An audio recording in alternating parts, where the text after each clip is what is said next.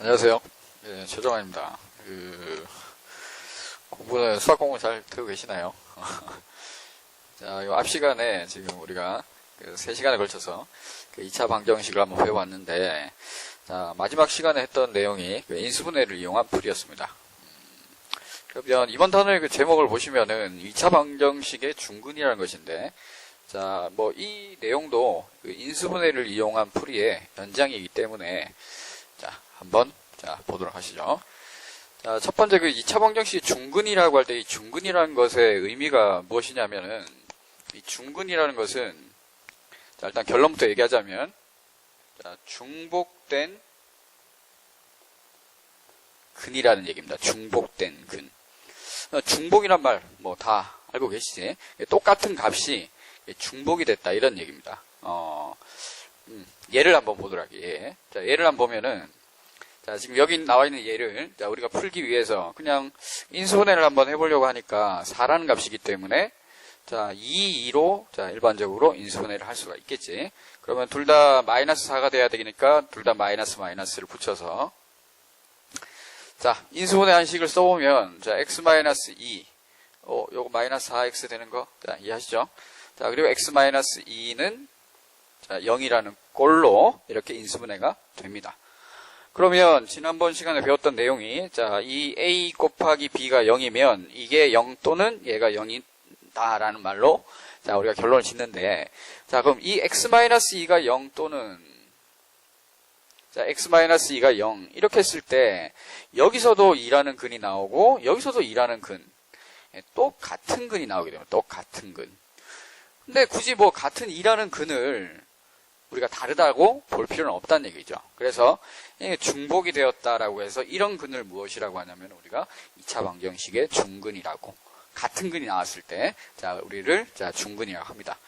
자, 그러면 어떤 경우에, 자, 이런 중근을 가지게 되는지를, 자, 한번 결론을 지어보면은, 자, 여기까지 인수분해된 상태를 보면 x-2와 x-2라는 똑같은 식이 두 번이 곱해져 있죠. 그럼 그런 경우는 우리가 x-2에, 자, 두 개를 따로 쓰지 않고, 자, 제곱이라고, 자, 이렇게 쓰지, 이렇게. 맞지? 자, 그래서 아마 이거 앞에서, 자, 배운 내용일 텐데, 자, 우리가 어떤 식의 제곱이라고 된 식을, 자, 완전 제곱식이라고 이렇게 부릅니다. 완전 제곱식. 자, 완전 제곱식.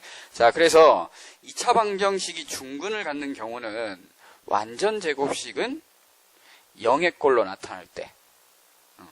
자, 이해하시겠습니까?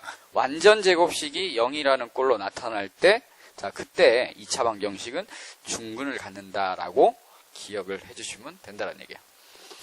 자, 이해하시겠죠? 자, x-2 제곱이 0 이런 꼴로 나타나면 근이 두 개가 안 되고, 자, 중복이 되었기 때문에, 자, 2라는, 자, 근으로 우리가 하나만 딱 쓰면 된다는 것이죠.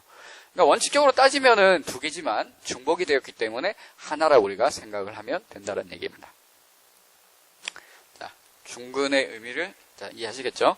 자, 그럼 중근을 가지는 뭐 여러 가지 예들을, 자, 한 4개 정도만 풀고, 자, 한번 가보도록 할게요. 자, 1번을 보시면은, 자, 이 식을 봤을 때, 그러니까 뭐 중3, 뭐 2학기 정도라든지 아니면 고등학생이 되면은 중근을 가지는 식은 그냥 처음에 보면은 이게 중근을 갖느냐 안 갖느냐 판단할 수 있는 능력이 식을 보자마자 생기게 됩니다. 근데 지금 처음 배우는 학생들이기 때문에, 자, 뭐 판단하기가 좀 힘들 수도 있어요. 자, 그럼 인수분해를 한번 해보면은, 자, 3, 자, 플러스 6을 만들어야 하니까,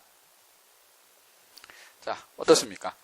똑같은 식이, 자, x 플러스 3, x 플러스 3. 두 개가 똑같은 식이 생기기 때문에, 자, 이 식은 완전 제곱식이 되고, 자, x 플러스 3제곱은 0이라는 식으로, 완전 제곱식은 0꼴로 표현이 됐기 때문에, 자, 여기 얼마를 넣으면 0이 되나요?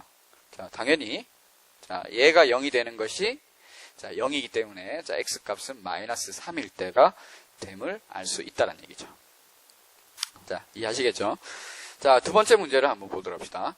자, 두 번째 문제는, 자, 이 상태로는 바로 인수분해를, 뭐, 물론 할 수도 있습니다만은, 자, 저번 시간에 뭐 상당히 강조를 했었는데, 인수분해의 가장 기본은 공통인수가 있으면 무조건 묶어내라.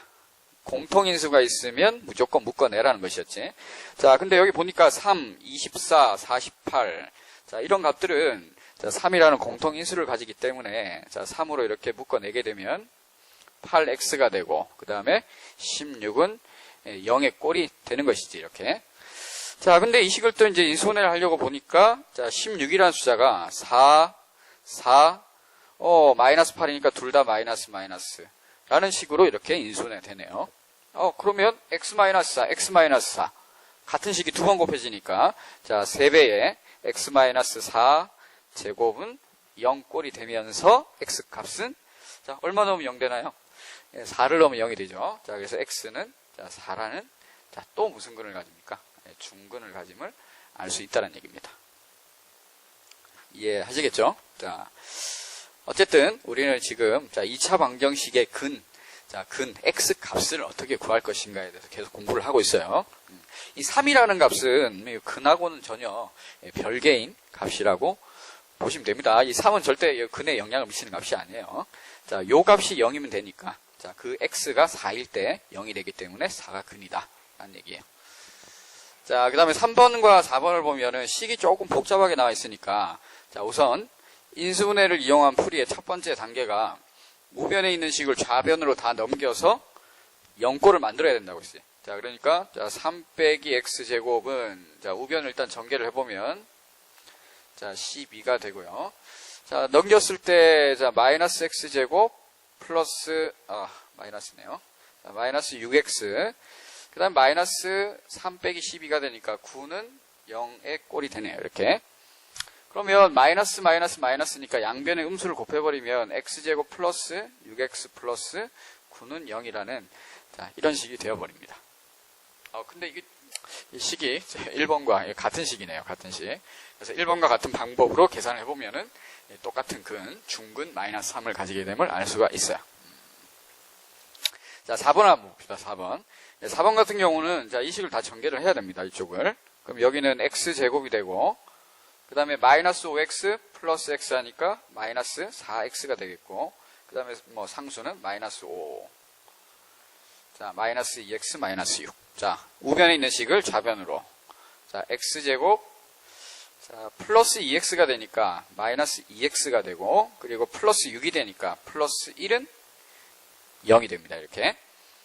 자, 그러면 자, 이게 1, 1 둘 다 마이너스 마이너스. 자, 이렇게 인수분해가 되겠네요. 자, 그럼 여기도 x, 여기도 x.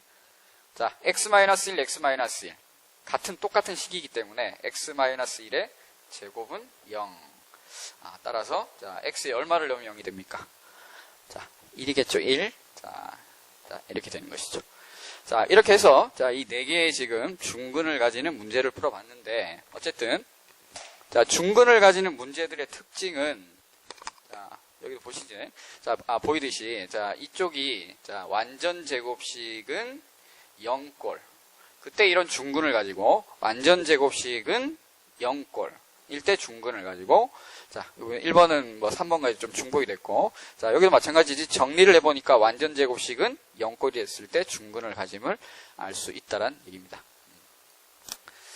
자, 보충 설명을 조금만 할게요. 그 중근을 가지는 식을 우리가 어떻게 좀 판단을 하냐면은 자, 여기 자, 얘는 조금 지우겠습니다. 혹시 잘 모르시면은 자, 앞으로 조금 강의를 돌려서 다시 한번 보도록 하세요. 자, x제곱의 개수가 1인 경우에는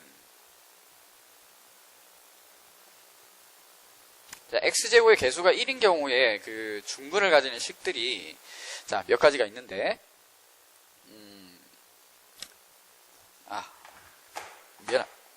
미안합니다. 숫자가 좀 작은 것부터 쓰도록 할게요. 자, x제곱 그 다음에 플러스 2x 플러스 1은 0. 그 다음 x제곱 플러스 4x 플러스 4는 0. 자, x제곱 플러스 6x 플러스 9는 0. 자, x제곱 플러스 자, 8x 플러스 16은 0. 자, x제곱 플러스 10x 플러스 25는 0. 자, 요 정도만 자, 한번 보면은 자, 이 식들이 전부 다 여기서 말하는 완전 제곱식입니다, 이게. 자, 근데 이 식들의 그 특징이 있어요, 특징. 완전 제곱식을 가지는 식의 특징은 무엇이냐 하면은, 자, 이 값과 이 값의 어떤 관계가 있는데, 자, 어떤 관계가 있냐면, 자, 여기 있죠, 여기 x의 개수 있죠, x의 개수. 자, 저 x의 개수의 절반의 제곱이 이 값이에요. 자, 다시. 자, x의 개수의 절반의 제곱이 이 값입니다, 이 값. 자, 여기도 한번 볼까요? 4의 절반이 얼마냐면은, 자, 2죠? 그럼 2의 제곱이 4. 6의 절반, 3. 3의 제곱이 9. 아시겠죠? 자, 그 다음에 8의 절반, 4죠? 4의 제곱이 16. 자, 10의 절반, 5의 제곱이 25. 자, 이런 식들은 전부 다, 이 식은, 첫 번째 식은 x 플러스 1제곱. 자, 두 번째 식은 x 플러스 2제곱. 세 번째 식은 x 플러스 3제곱. 자, 네 번째 식은 x 플러스 4제곱. 다섯 번째 식은 x 플러스 5제곱. 자, 이런 식으로 완전 제곱식이 된다는 거예요.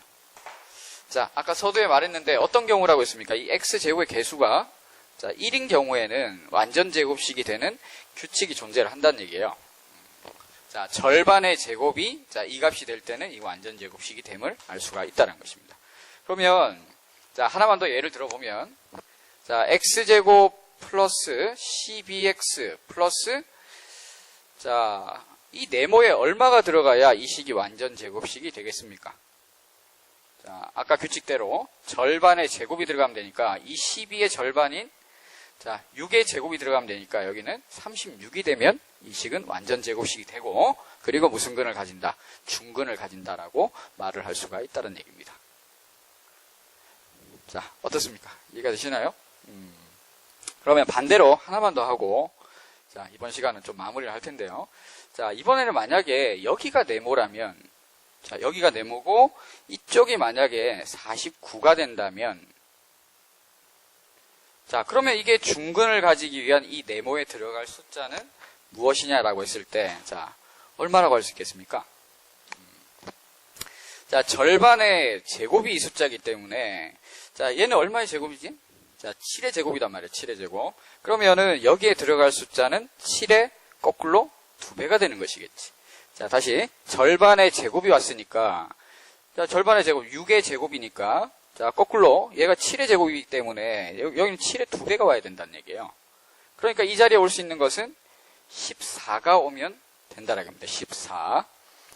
근데 이게 꼭 14라야 중근을 가지는 것이 아니고, 이 플러스 14도 되지만, 자, 마이너스 14도 완전 제곱식이 되면서 중근을 가지게 되는 것이겠죠.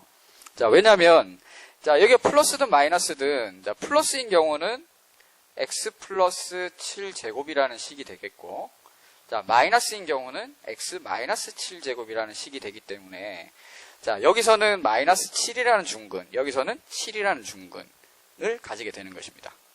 그래서, 자, 이 마지막에 있는 값은 하나의 값밖에 안 되겠지만은, 자, 이 중간에 있는 이 네모가 만약에, 이게 여기 x의 개수가 네모라면은, 네모가 될 수 있는 값은 2개가 될 수가 있다는 얘기가 됩니다. 자, 요 마지막 얘기가 조금, 자,